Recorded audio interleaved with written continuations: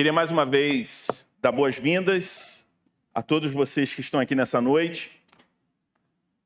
Se você está nos visitando, saiba que é um privilégio enorme nós, como igreja, recebermos a sua presença, a sua visita aqui hoje.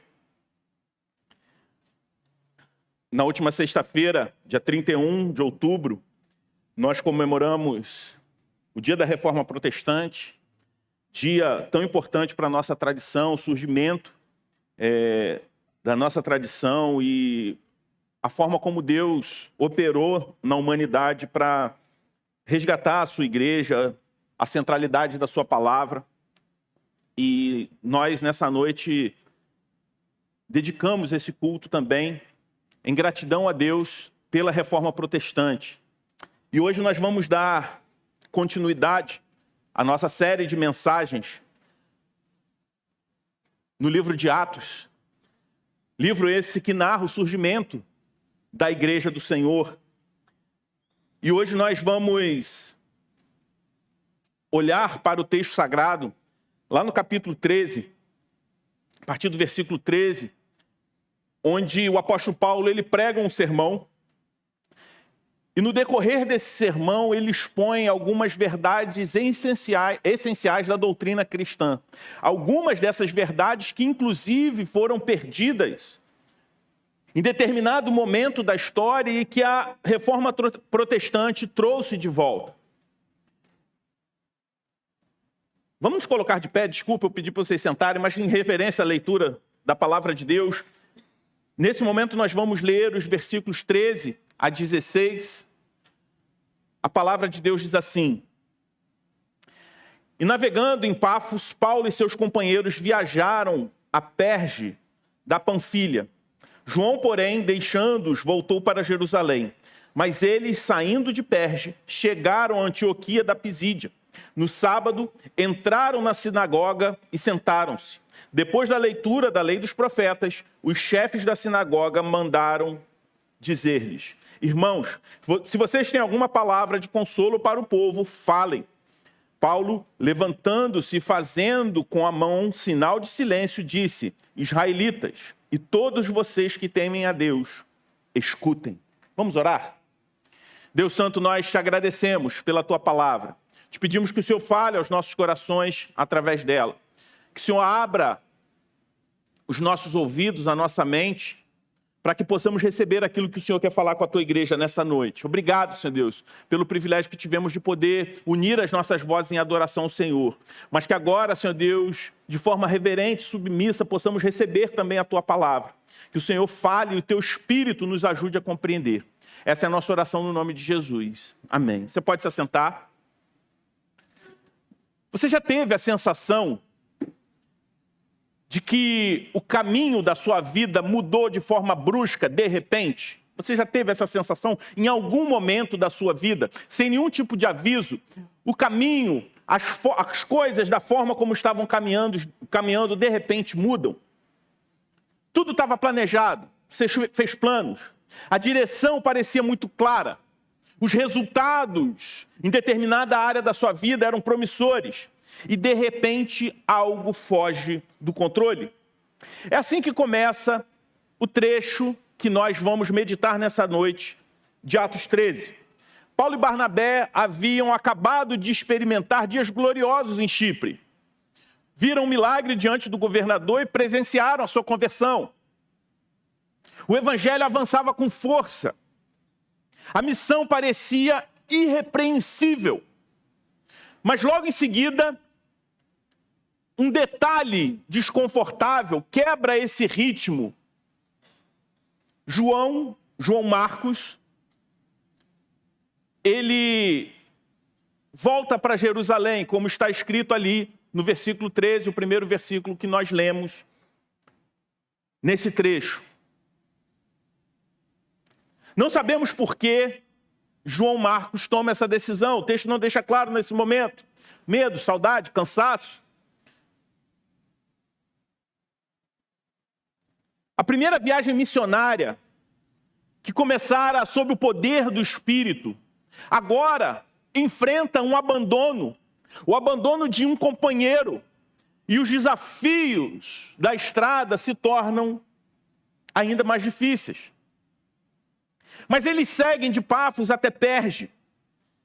E dali eles começam uma subida, literalmente eles começam a subir para Antioquia da Pisídia. Era uma jornada de mais de 160 quilômetros, subindo serras áridas. Uma região conhecida por doenças, mas também por assaltos na estrada. Não havia, nesse momento, nenhum tipo de glamour missionário.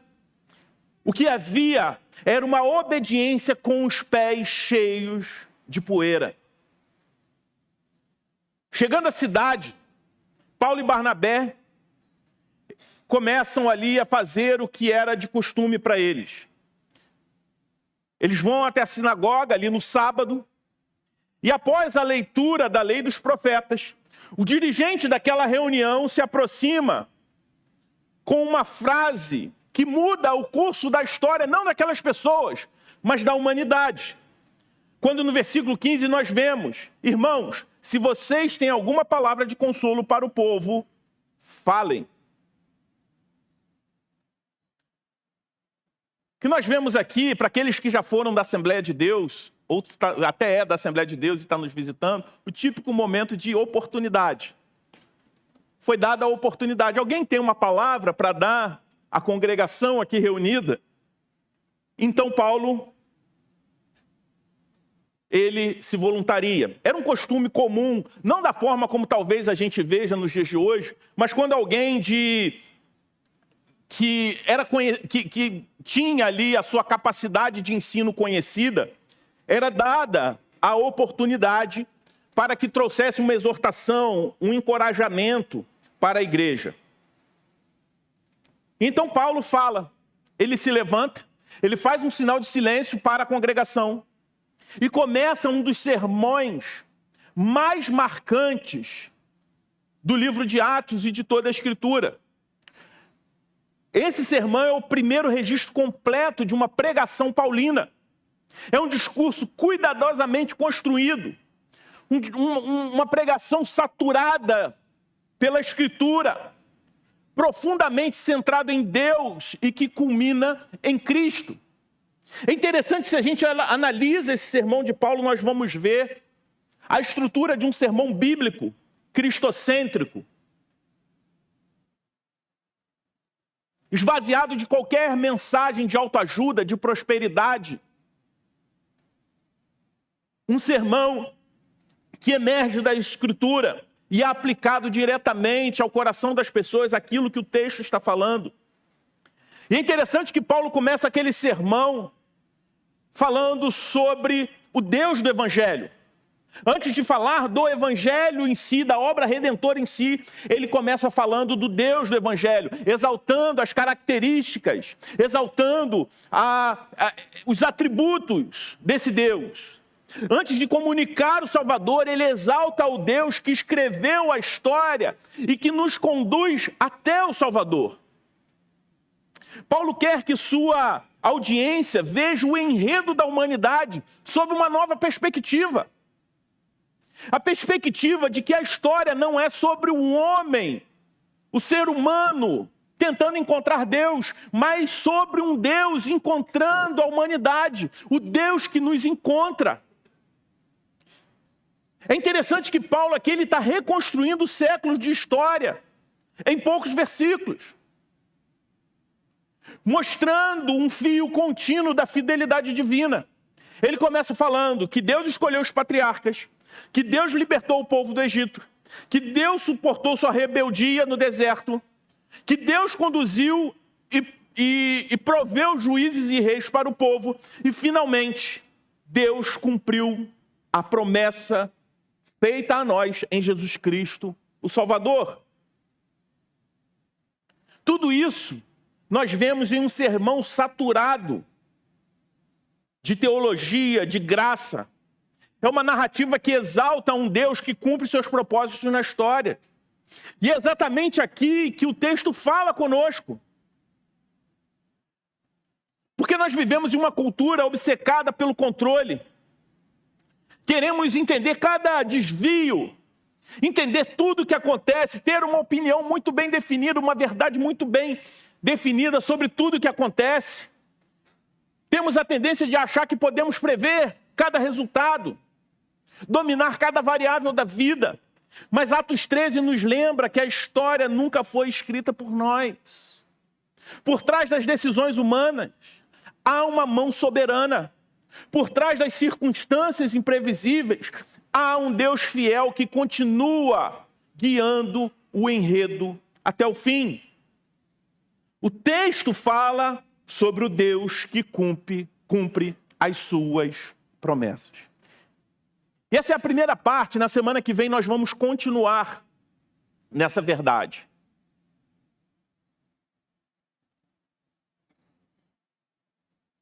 O abandono de João Marcos, o cansaço da viagem, o convite inesperado, tudo isso se encaixa em uma única verdade. Todos esses elementos, esses eventos que parecem desconexos, se encaixam numa única verdade. A verdade de que Deus é o Senhor da história. E nada escapa da sua providência. Esse sermão é um convite para enxergar a vida sobre essa lente. O que Paulo faz em Antioquia da Pisídia é que aquilo que o Espírito Santo quer fazer conosco aqui hoje. Abrir os nossos olhos para reconhecer que mesmo quando o caminho é íngreme, Deus ainda está conduzindo a nossa jornada. O caminho, aquela serra que eles enfrentavam, aquele caminho íngreme, Deus estava conduzindo, assim como Ele nos conduz.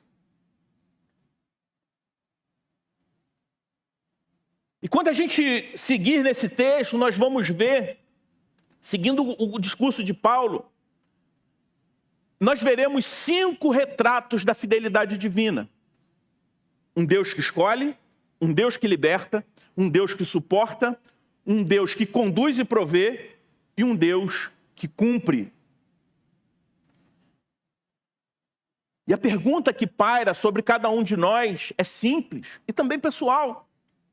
Você consegue reconhecer a mão de Deus conduzindo a sua história?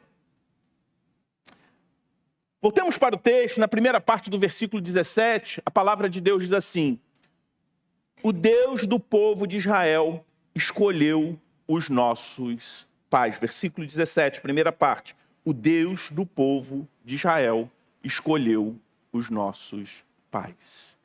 O que nós vemos aqui? Um Deus que escolhe. E essa afirmação aponta para uma doutrina essencial da fé cristã, já que estamos celebrando o dia da Reforma Protestante. A verdade de que nós servimos e fomos adotados por um Deus cuja graça é soberana. Paulo começa o seu sermão onde toda a história da nossa fé realmente começa com Deus. A primeira frase já estabelece o tom. Não é o homem que procura Deus, é Deus que toma iniciativa. Em vez de indicar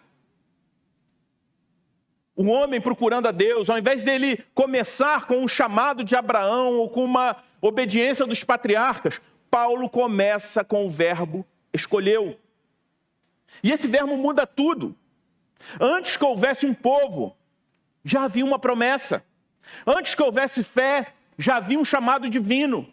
A história da salvação não começa com um passo humano em direção a Deus, mas começa com a decisão divina de amar, dando um passo em direção ao homem.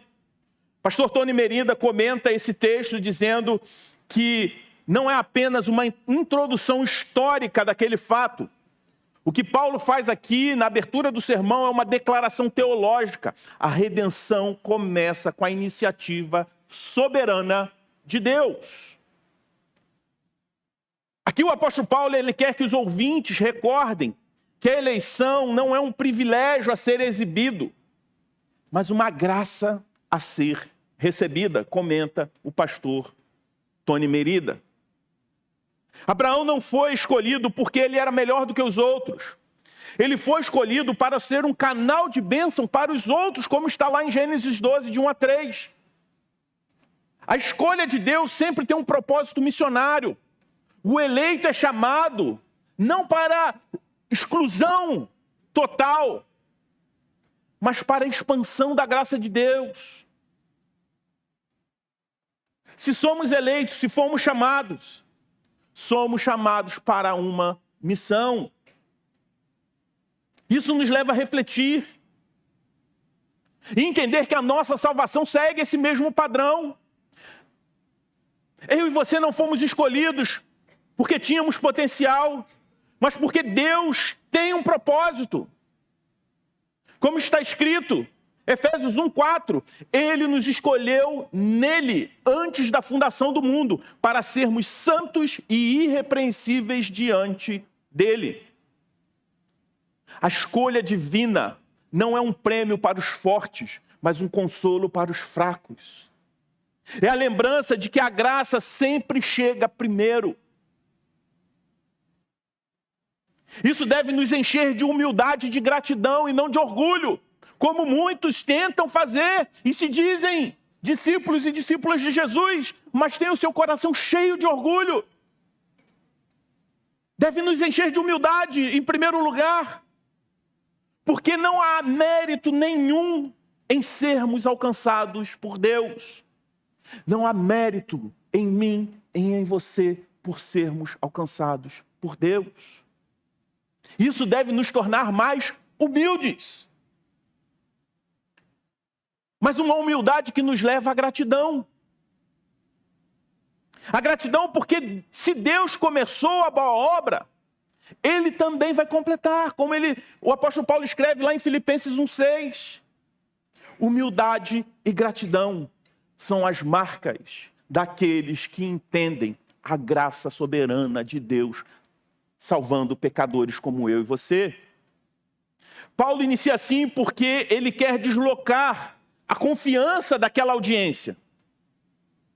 Ele quer tirar a confiança que muitos ali possuíam nos feitos humanos para uma confiança baseada na fidelidade divina e não naquilo que eles faziam. Isso toca no coração da reforma, quando fala sobre a salvação somente pela graça, por meio da fé.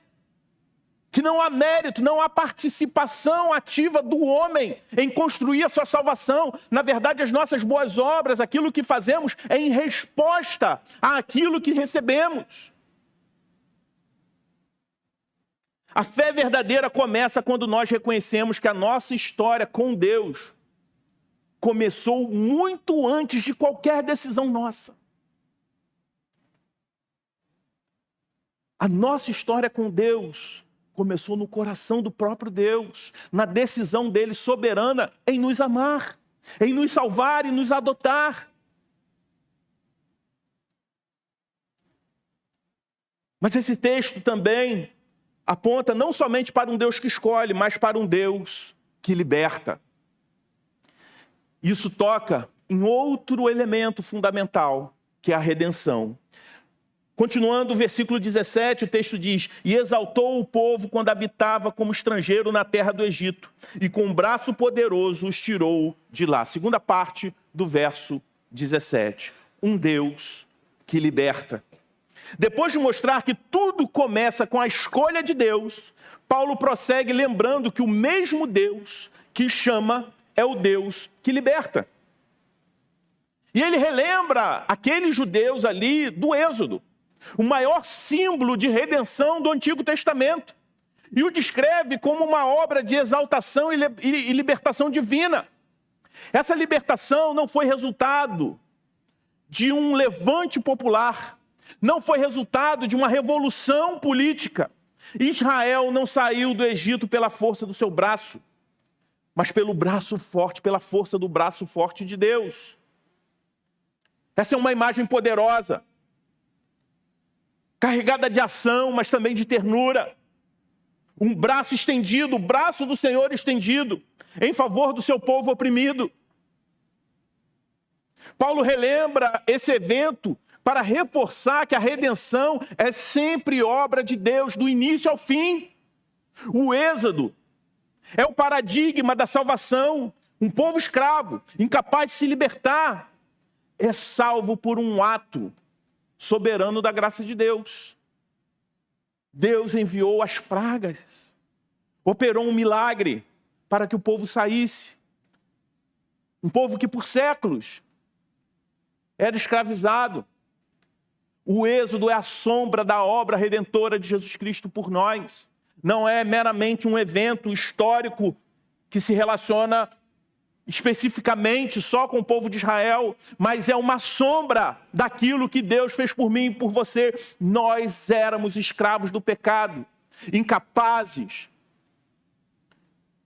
de nos libertar por nós mesmos. E Deus, então, Ele intervém de forma milagrosa para nos trazer a salvação. Paulo está preparando o terreno para a pregação do Evangelho.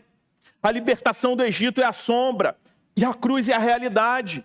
O mesmo Deus que tirou Israel da escravidão física é o que em Cristo tirou o seu povo da escravidão espiritual do pecado. A travessia do Mar Vermelho aponta para a travessia da morte para a vida, que todos nós que fomos alcançados por esse Deus também atravessamos, da morte para a vida. E essa verdade revela algo profundo sobre nós.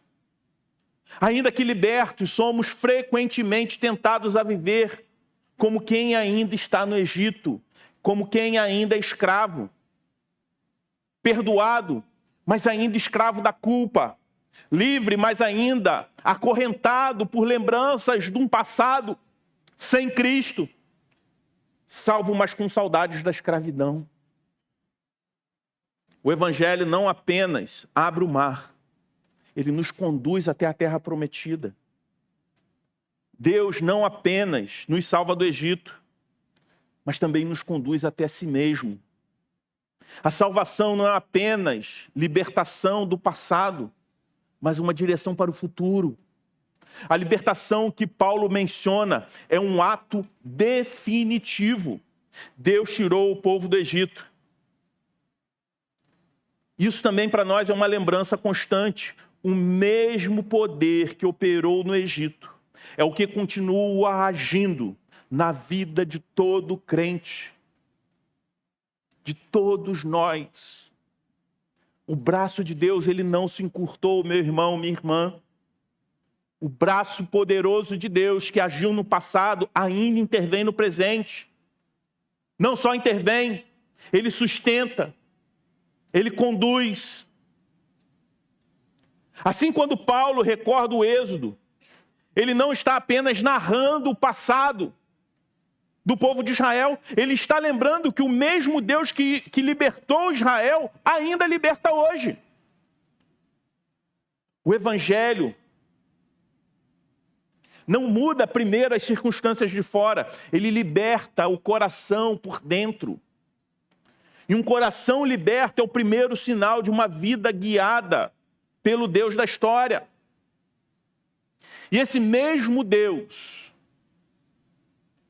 que é soberano, que escolhe e que liberta, é um Deus que suporta. Versículo 18 diz assim: suportou os maus costumes do povo durante uns 40 anos no deserto.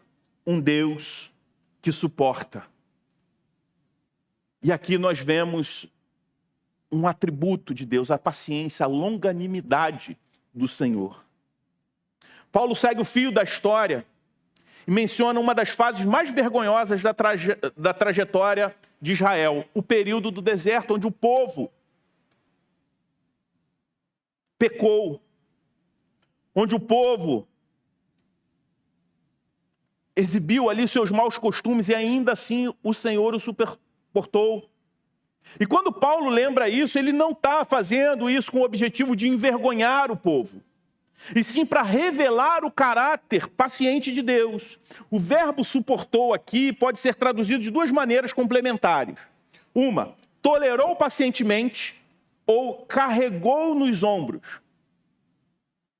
Ambas as ideias de tolerar pacientemente quanto carregar nos ombros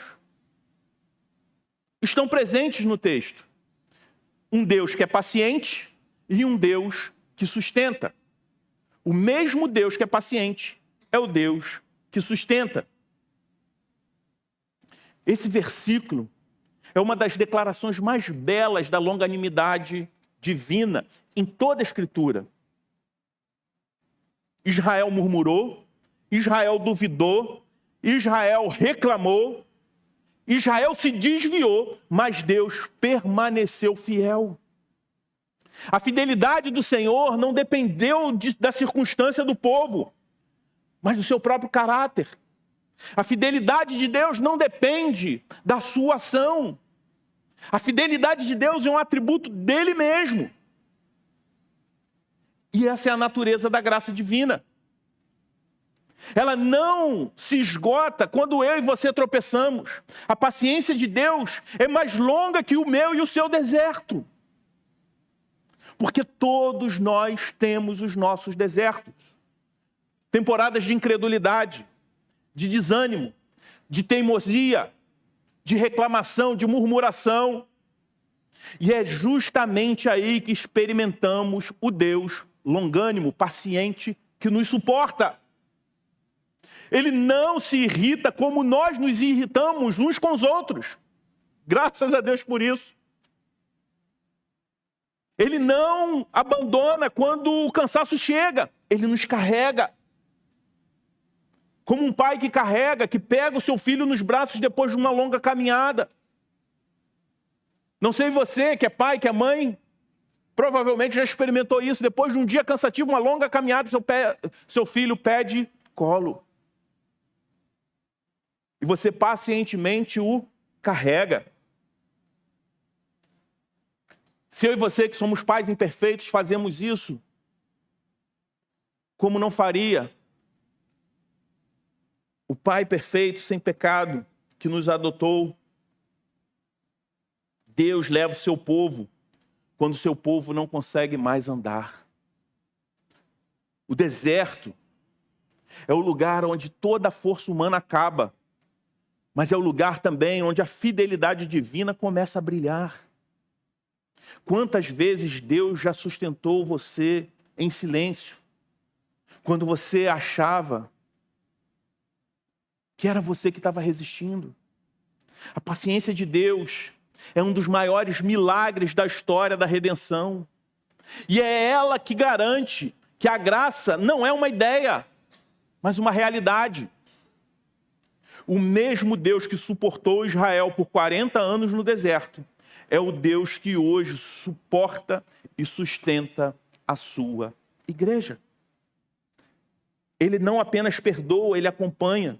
Ele não apenas salva, ele persevera conosco até o fim.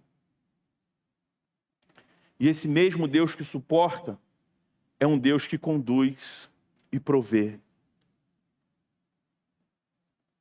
Nessa realidade que vamos ler do 19 ao 21, nós vemos a providência divina. Atos 13, a partir do 19, diz assim: havendo destruído 7 nações em Canaã, deu essas terras como herança ao seu povo. Tudo isso levou cerca de 450 anos. Depois disso, lhe deu juízes, até o profeta Samuel. Então eles pediram um rei, e Deus lhes deu Saul, filho de Quis, da tribo de Benjamim, e isso durante 40 anos. A narrativa de Paulo avança para um novo estágio, a entrada na terra prometida e a formação de uma nação. O foco, porém, continua o mesmo. O foco continua sendo o Senhor. Paulo não está simplesmente contando os grandes feitos do povo de Israel, mas a sequência das ações de Deus. Ele fala: o Senhor destruiu, o Senhor deu, o Senhor levantou, o Senhor conduziu. Do começo ao fim, é Deus quem guia e provê e faz todas as coisas. Vocês percebem? Do verso ao 19 ao 21, ele usa os verbos todos, atribuindo ao Senhor. É Ele que destrói, é Ele que dá, é Ele que levanta, é Ele que conduz. Mesmo após a conquista da terra, o povo continuou instável. A sucessão de juízes e a posterior escolha de um rei mostram um ciclo repetitivo de queda e restauração. Queda e restauração. Ainda assim, Deus permaneceu conduzindo o seu povo.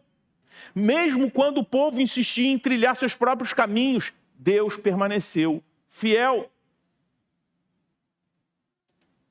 Paulo resume séculos de história com um único tema: a paciência de Deus em governar um povo teimoso.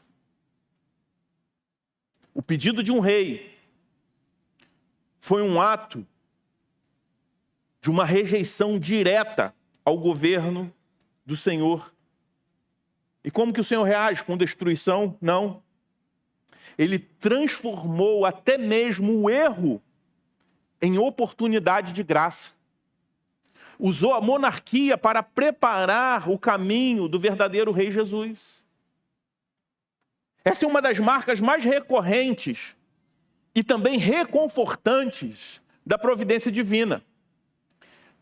Deus, ele não apenas governa os nossos acertos, ele também redime os nossos erros. E Deus faz isso mostrando como responsabilidade divina e soberana, responsabilidade humana e soberana divina caminham juntas. Ele não apenas governa os nossos acertos, como também redime os nossos erros. O Senhor, ele transforma até mesmo a desobediência em parte do processo de aprendizagem. Não que ele se alegre com a nossa desobediência, mas por nos amar tanto, que ele usa até os momentos difíceis, onde nós erramos e desobedecemos, em uma lição, às vezes difícil e dura para nós, como deve ser, em uma oportunidade de aprendizado, transformando, às vezes, quedas em oportunidades de restauração. Será que você consegue lembrar de decisões que hoje, você olhando para trás, revelam como Deus te guiou, mesmo você tendo, de alguma forma, se desviado? A história do povo de Israel mostra que a soberania de Deus, ela não pode ser anulada pela falha humana. O Senhor, ele não apenas traça o mapa, ele também nos reencontra quando nós erramos a rota. A graça de Deus é como um GPS que nunca cansa de recalcular o caminho. Enquanto houver viagem, há direção. Não sei quantos aqui, aqueles que dirigem. Você está no GPS, você insiste por outro caminho, e o GPS continua recalculando a rota, mas ele não perde o objetivo final. O caminho pode te jogar num lugar perigoso. A sua decisão errada, quando não é o GPS que te joga, né? Ele pode se tornar mais longo, mas o destino final permanece firme.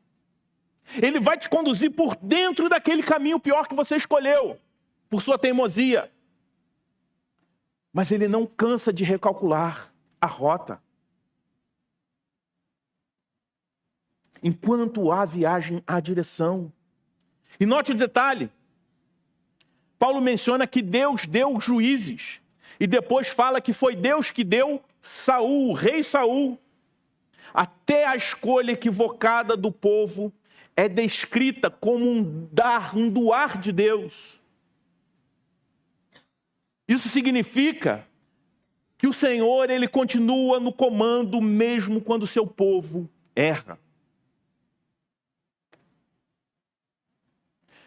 Eu não estou falando que Deus é conivente com os nossos erros, pelo contrário, ele trata os nossos erros, ele nos corrige. O que eu estou falando é que os nossos erros não anulam a soberania divina. Quantas vezes eu e você oramos por algo e depois descobrimos que estávamos pedindo errado? Mesmo assim, Deus usa até os pedidos imaturos para moldar o nosso coração. Ele não é apenas o autor dos nossos triunfos, ele também é o redentor das nossas falhas. O Deus que conduziu Israel à terra prometida é o mesmo Deus que continua conduzindo a minha vida e a sua vida. Cada passo. O Senhor, Ele não é apenas aquele que abre o caminho. É aquele que provê o sustento durante todo o percurso. Assim como Ele fez com Israel, Ele faz comigo e com você, ainda hoje. Por último, nós vemos uma última realidade apresentada no sermão do apóstolo Paulo.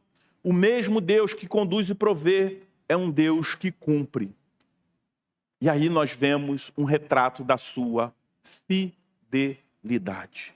Verso 22 e 23 diz assim: E tendo tirado Saul, levantou-lhes o rei Davi, do qual também dando testemunho disse: Achei Davi, filho de Jessé, homem segundo o meu coração, que fará toda a minha vontade.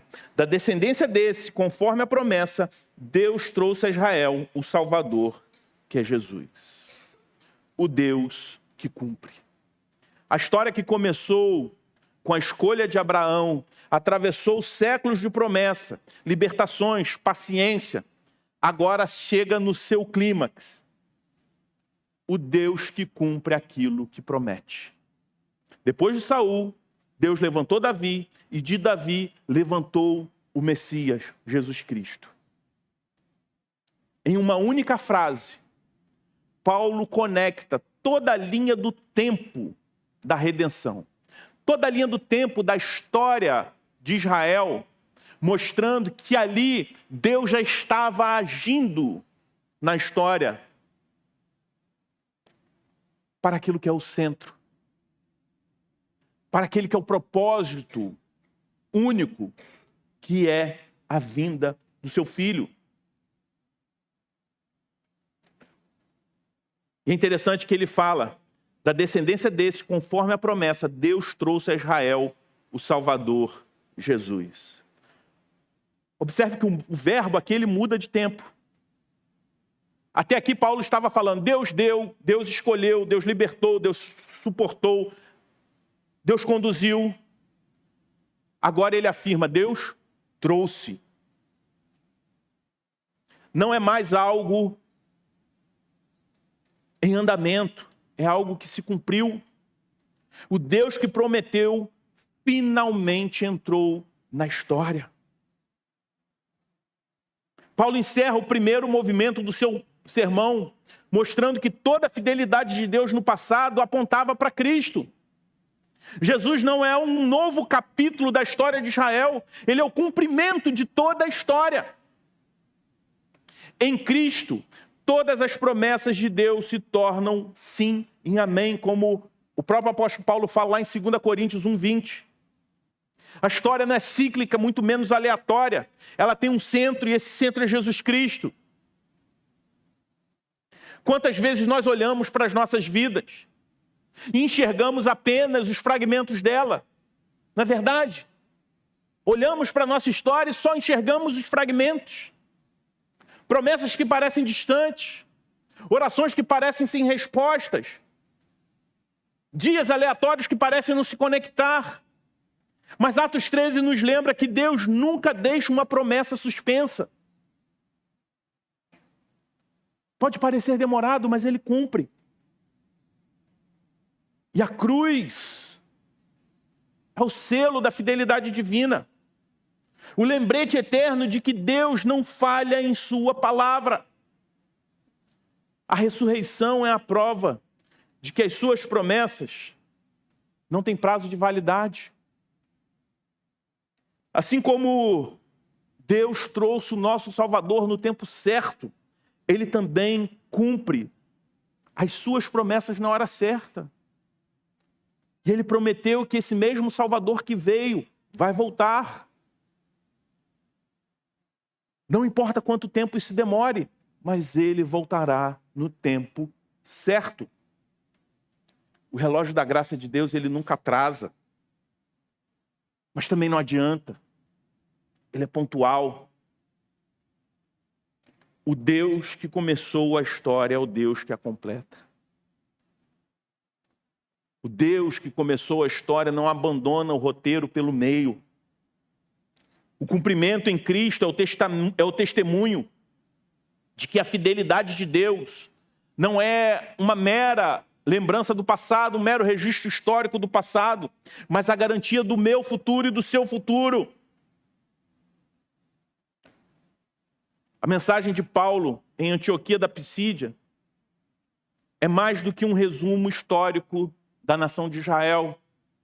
É um retrato da fidelidade de Deus sobre as nossas vidas. A fidelidade que atravessa séculos e chega até a mim e a você hoje, no ano de 2025, no Rio de Janeiro. Um Deus que escolhe, um Deus que liberta, um Deus que suporta, um Deus que conduz e um Deus que cumpre. Essa é a linha que conecta o êxodo de milhares de anos atrás até a cruz de Cristo e da cruz de Cristo até nós aqui hoje. Paulo não estava apenas contando uma história do passado para aquelas pessoas.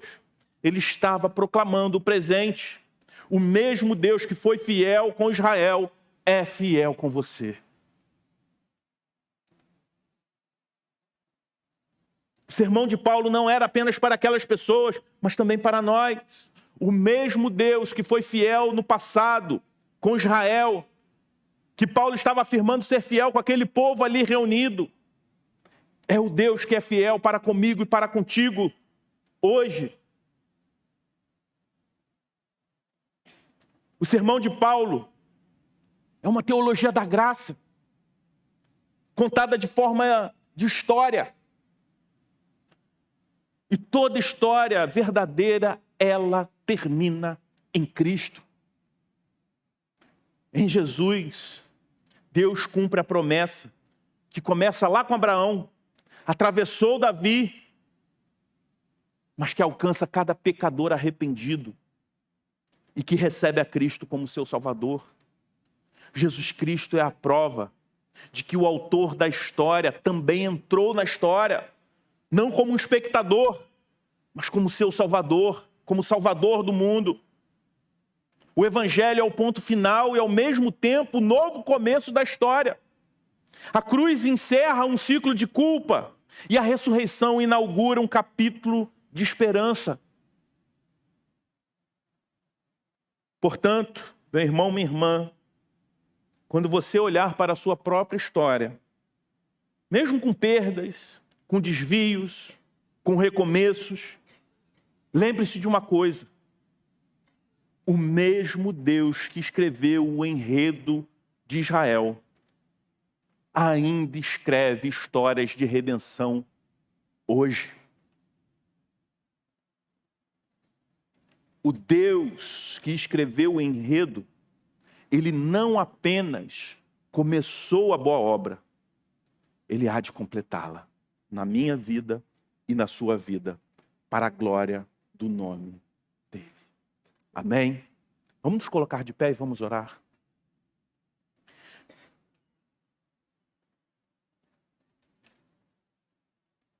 Deus Santo, nós te louvamos pela tua fidelidade, pela tua provisão, pela tua bondade, pela tua soberania. Obrigado, Senhor Deus, pela mensagem do teu Evangelho. Obrigado, Senhor Deus, pela tua fidelidade conosco.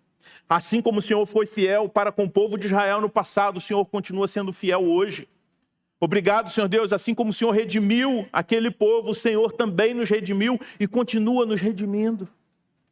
Obrigado, Senhor Deus, porque apesar de sermos pecadores, o Senhor continua conduzindo as nossas vidas até mesmo quando falhamos.